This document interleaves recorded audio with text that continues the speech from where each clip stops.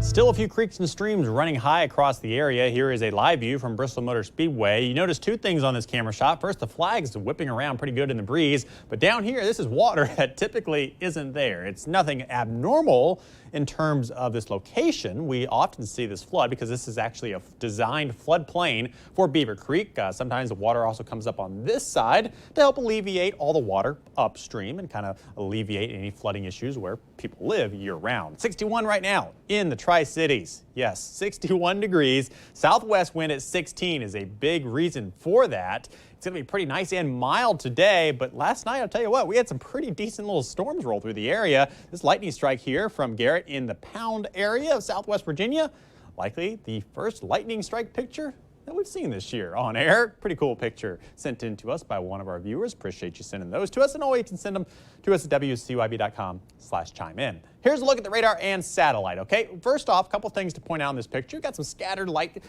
clouds still across our region. Look over to the east, though. Notice here's Boone, and here's east of Boone along I-77. We've got what's known as cold air damming or wedging going on, keeping a lot of the clouds here kind of pushed up against the mountains and not allowing them to escape. Thankfully, we're on the nice side of that, and we're going to see nice warm weather today and pretty sunny skies today, too, ahead of our next weather maker that rolls in here as we go into Wednesday evening. Do keep in mind that the winds, they will be a little breezy at times today, 15 to 25 miles per hour sustained at times in the mountains, where they'll be a little higher, gusts maybe 40. Some spots can see 45, especially as you go up in elevation. So anything that hasn't blown away yet, you may want to go ahead and secure that now. Highs this afternoon, here's what we're looking for. 50s and 60s across the map. Looking for 57 in Marion, 55 in Jefferson, where it's a little cooler thanks to that wedging. And then 60s into Bristol and Kingsport, Johnson City. Not bad at all. Now tomorrow we're going to drop about 10 degrees down to 54 for an afternoon high. Thursday, look at this, 37 degrees for Thursday.